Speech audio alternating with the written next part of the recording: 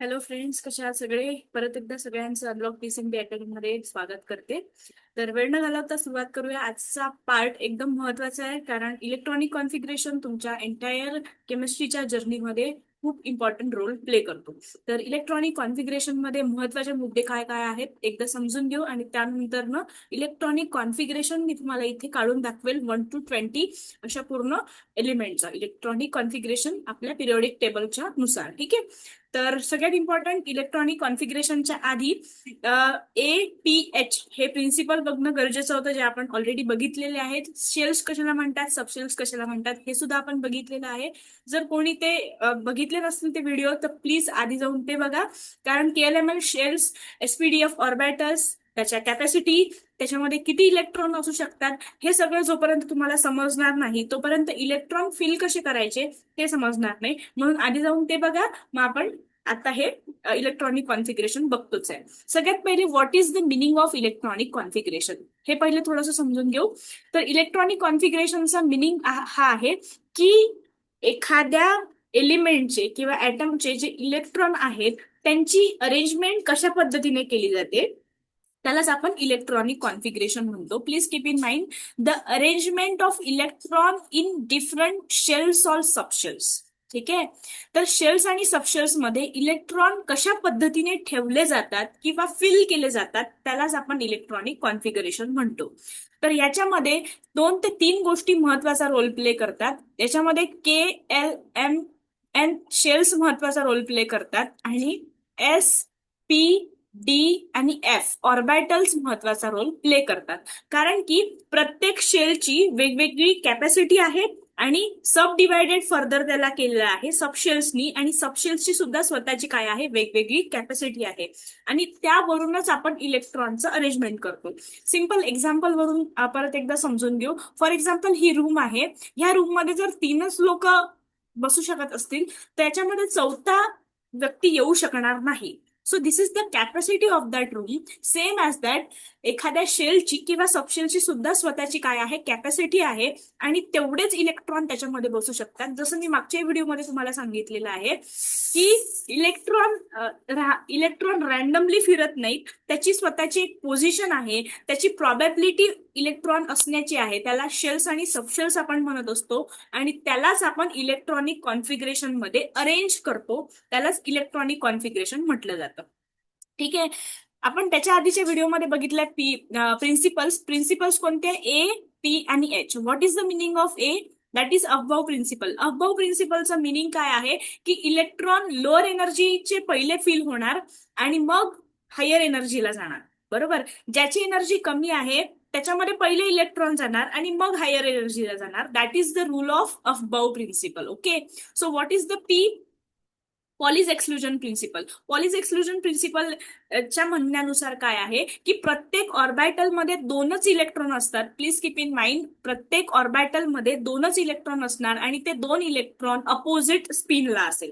जर एखादा जर स्पिन अपवर्ड डिरेक्शननी असेल तर दुसऱ्याचा जो स्पिन आहे तो डाऊनवर्ड डिरेक्शननी असेल.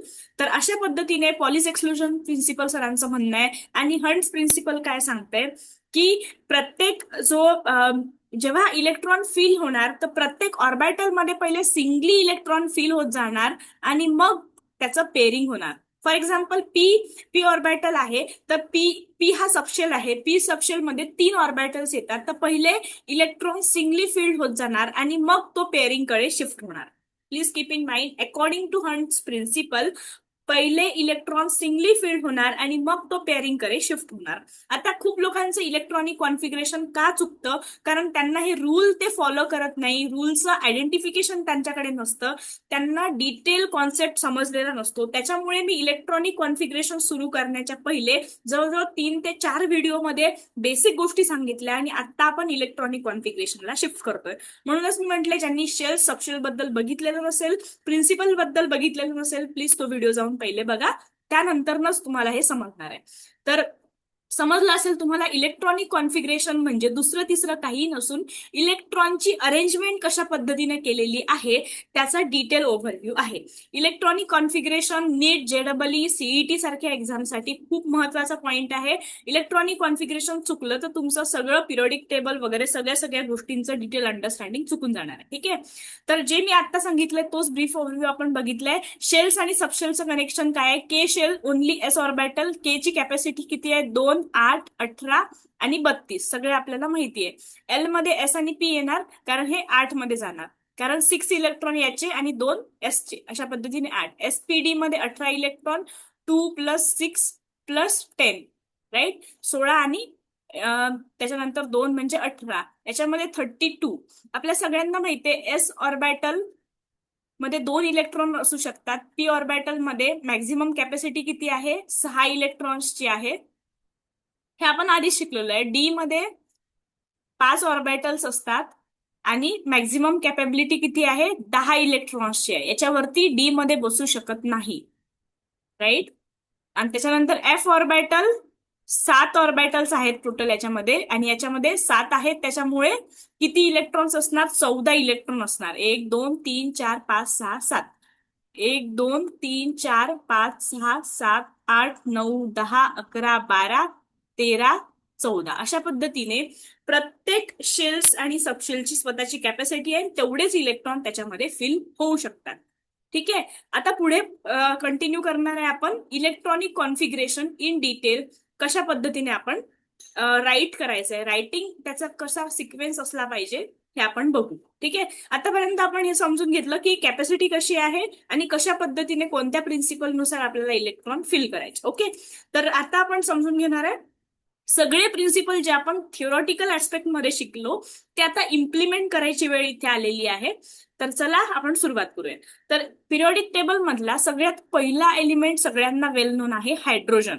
ओके, तर इलेक्ट्रॉनिक कॉन्फिगरेशन म्हणजे काय? Arrangement of electron. आता हायड्रोजनचा ऍटॉमिक नंबर किती आहे? सगळ्यांना माहितीये 1 आहे. ऍटॉमिक नंबर किती आहे? 1. त्याच्यामुळे इथे हा 1s1 एकच इलेक्ट्रॉन असल्यामुळे S ऑर्बिटल्सचं जे कॅपॅसिटी आहे ती 2 ची आहे, त्याच्यामुळे डेफिनेटली याच्यामध्ये 1 इलेक्ट्रॉन जाऊ शकतो. त्याच्यामुळे electronic configuration of hydrogen is 1s1. Helium atomic number किती आहे? 2 आहे. ठीक आहे, त्याच्यामुळे 1s2. बरोबर, याच्यामध्ये किती इलेक्ट्रॉन गेले? 1s1, याच्यामध्ये 1s2. ओके, आता लिथियम, लिथियमचा ऍटॉमिक नंबर 3 आहे. मला सांगा 1s2, 1s2, आता याच्यामध्ये 1s2 मध्ये 1s3 होऊ शकतं का? नाही, हे रॉंग असणार. का? कारण की S ऑर्बिटलची कॅपॅसिटी फक्त 2 इलेक्ट्रॉनची आहे, मग राहिलेला 1 इलेक्ट्रॉन 2s1 मध्ये जाणार, right. Please keep in mind 1s1, 2 आणि 2s1 अशा पद्धतीने लिथियमचे 3 इलेक्ट्रॉन आपण फिल केले. बरोबर, इथे आपल्या 1s ऑर्बिटलची कॅपॅसिटी 2 संपलेली आहे, त्याच्यामुळे आपण याच्यामध्ये काय केलं? पहिले 1s मध्ये 2 इलेक्ट्रॉन टाकले आणि 2s मध्ये राहिलेला 1 इलेक्ट्रॉन टाकला. अशाच पद्धतीने बेरिलियम मध्ये 2s1 चा 2s2 झाला, कारण याचा इलेक्ट्रॉनिक कॉन्फिगरेशन किती आहे? 4 आहे. बोरॉन, आता बोरॉन महत्वाचा आहे. बोरॉनचा ऍटॉमिक नंबर किती आहे? 5 आहे. ठीक आहे, समजून घ्या. हे इलेक्ट्रॉनिक कॉन्फिगरेशन तुम्हाला लिहून बघितल्याशिवाय, प्रॅक्टिस केल्याशिवाय समजणार नाही, कारण खूप लोकांची ऑर्डर चुकतात, प्रिन्सिपल चुकतात, त्यामुळे प्रॅक्टिस करून लिहिणं खूप मॅन्डेटरी आहे. बरोबर, आता आपण समजून घेऊ बोरॉनचं इलेक्ट्रॉनिक कॉन्फिगरेशन कशा पद्धतीने लिहायचं आहे. घाबरायची काही गरज नाही, प्रोसेस थ्रू जायचं आहे, कॉन्सेप्ट थ्रू आपल्याला जायचं आहे. बोरॉनचा ऍटॉमिक नंबर 5 आहे. बरोबर, आता बोरॉनला कसं लिहिणार आपण? 1s2, कारण की आपल्याला माहिती आहे ऍटॉमिक नंबर 5 असल्यामुळे 1s2 तर फुल्ली फिल्ड होणार आहे. त्याच्यानंतर काय राहतं? 1चं जर झालं तर 2s2, पण तरी 1 इलेक्ट्रॉन काय आहे? शिल्लक आहे. 2 आणि 2 किती झाले? 4 इलेक्ट्रॉन, मग 2p1, राईट. तर अशा पद्धतीने पी ची जी कॅपॅसिटी आहे ती 6 इलेक्ट्रॉनची आहे, पण 6 इलेक्ट्रॉन भरायची गरज आहे का इथे? नाही. The reason behind is we left only 1 electron, that is why we can shift the 1 electron in 2p orbital, right. तर अशा पद्धतीने बोरॉनचं इलेक्ट्रॉनिक कॉन्फिगरेशन आलं. बोरॉन नंतर काय आहे? कार्बन. कार्बनचा ऍटॉमिक नंबर 6 असल्यामुळे 1s2 2s2 2p2 बरोबर. तर 2p2 काय आलं, कारण 2 आणि 2 4 आणि 2 6. तर 2p2, आता 2p मध्ये कसे इलेक्ट्रॉन फिल होणार, याच्यामध्ये कोणता रूल फॉलो झाला, हंट्स रूल. एक एक आणि हा 0 राहिला, म्हणजे इथे पहिले पेरिंग नाही होणार, तर पहिले सिंगली ऑर्बिटल मध्ये फिल होत जाणार आणि नंतर पेरिंग होणार. ठीक आहे, अशा पद्धतीने कार्बनचं इलेक्ट्रॉनिक कॉन्फिगरेशन. नायट्रोजनचा परत एक इलेक्ट्रॉन वाढला, 2p3 झाला. मग ऑक्सिजनचं 2p4 5 6 अशा पद्धतीने हे इलेक्ट्रॉन पेरिंग झालेलं आहे. समजलं. 1 ते 10 पर्यंतचे हायड्रोजन टू निऑन पर्यंतचे सगळे इलेक्ट्रॉनिक कॉन्फिगरेशन खूप सिंपल आहे. एक एक इलेक्ट्रॉन फिल करत जायचं आहे आणि ह्याच्यामध्ये आपण सगळं 1 बाय 1 काय केलेलं आहे, एक एक इलेक्ट्रॉन ऍड केलेला आहे. राईट. येस. आता पुढे जाऊन आपण डिस्कस करू निऑन नंतरचा कोणता इलेक्ट्रॉन ऍटॉमिक नंबर येतो त्याच्याबद्दलचं डिटेल अंडरस्टँडिंग. समजलं असेल. काही हार्ड टास्क नाहीये. जे आपण आतापर्यंत 2 ते 3 व्हिडिओ सिरीज मध्ये जो कॉन्सेप्ट बघितला आहे त्या कॉन्सेप्टवरच सगळ्या गोष्टी डिपेंड आहेत. पुढलं डिस्कस करूया सोडियम. ठीक आहे. आता सोडियमच्या वेळेस काय होणार, सोडियमचा ऍटॉमिक नंबर किती आहे, 11 आहे. ओके, डिटेलमध्ये समजून घेऊ, घाबरायची गरज नाहीये. 11 आहे. 1s2 2s2 2p6 किती होतात, 6 7 8 9 10. राईट. मग आता 6 7 8, आता हा 8 नंबर 2 जो के एल शेल आहे ह्याच्यासाठी हा पूर्ण झालेला आहे. राईट. मग आता हा 3s मध्ये जाणार. बरोबर. मग 3s मध्ये हा 1 येणार. द रिझन बिहाइंड इज एकच इलेक्ट्रॉन लेफ्ट राहिलाय आपला, त्याच्यामुळे 3s 1 मध्ये जाणार तो. कारण आपण बघितलंय के एल एम एन 32 18 2 आणि 8. ठीक आहे. तर हा 8 इथे एलचा सिरीज जो शेल आहे तो कम्प्लीट झाल्यामुळे मग आता हा एम कडे वळला. पण एमच्या वेळेस 3 येणार. द रिझन बिहाइंड इज हा थर्ड नंबरचा कॅटेगरीचा म्हणजे न्यूक्लियस पासनं एम हा जो आहे तो थर्ड नंबरच्या नंबरला येतो, त्याच्यामुळे इथे बेसला काय लागलाय, 3 लागलाय. ओके. आता ह्याच पद्धतीने मॅग्नेशियम 12 येतो, हे ऍज इट इज येणार. इथे काय येणार, 3s2 येणार, कारण एक इलेक्ट्रॉन याच्यामध्ये ऍड झाला. तसंच मॅग्नेशियम नंतर अल्युमिनियम येणार. अल्युमिनियम मध्ये 3s2 नंतर ना 3p1 येणार. मग इथे अल्युमिनियम नंतर सिलिकॉनला 13 हा 14 आहे, त्याच्यामुळे इथे 3s2 3p किती येणार, 3 येणार, 2 येणार, सॉरी. तर अशा पद्धतीने हे पुढे प्रोसीड होणार. फॉस्फरस 15 आहे, 3p3 3p4 3p5 आणि 3p6. तर अशा पद्धतीने हायड्रोजन पासनं ते अॅरोगॉन पर्यंत आपण सगळं डिटेल ओव्हरव्ह्यू मध्ये इलेक्ट्रॉनिक कॉन्फिगरेशन काढलेलं आहे. आता हे एकदम आपण सिरीज वाईज गेलो, पण रॅन्डम जरी तुम्हाला कुठेही कोणत्याही इलेक्ट्रॉनिक कॉन्फिगरेशन विचारलं तर त्यासाठी तुम्हाला ऍटॉमिक नंबर पाठ असणं गरजेचं आहे, जे मी तुम्हाला ट्रिक वाईज पिरियॉडिक टेबलच्या सिरीजमध्ये सांगितलेलं आहे. म्हणून मी तुम्हाला म्हणत असते केमिस्ट्री कॉन्सेप्ट वाईज शिकणं खूप गरजेचं आहे, कारण कोणता कॉन्सेप्ट कुठे युज होणार वी नेव्हर नो. त्यामुळे आपण कॉन्सेप्ट वाईजच जायला पाहिजे, जे की आपण जात आहे पूर्ण केमिस्ट्री सिरीजमध्ये. ठीक आहे. तर म्हणून इलेक्ट्रॉनिक कॉन्फिगरेशन खूप इम्पॉर्टंट मुद्दा आहे. Electronic configuration is nothing but the arrangement of electron, जे आपण शेल्स आणि सबशेल्स मध्ये करतो.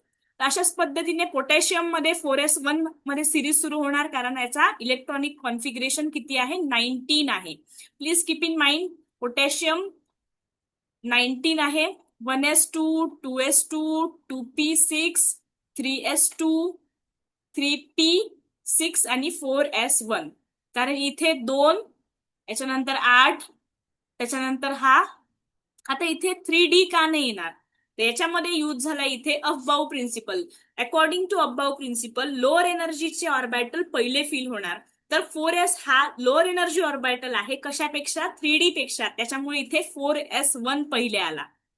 राईट. येस. मग इथे कॅल्शियम मध्ये 4s2 आला, कारण एक इलेक्ट्रॉन इथे ऍड झालाय. मग स्कॅन्डियम मध्ये 3d ची पूर्ण सिरीज भरत जाणार, 3d1. तर आपण जी 3d सिरीज आहे त्याचं डिटेल ओव्हरव्ह्यू एखाद्या 3d सिरीज मध्ये बघू, पण तरी तुम्हाला सांगते की स्कॅन्डियमचा इलेक्ट्रॉनिक कॉन्फिगरेशन 21 आहे, त्याच्यामुळे हा 3d1 4s2 झाला.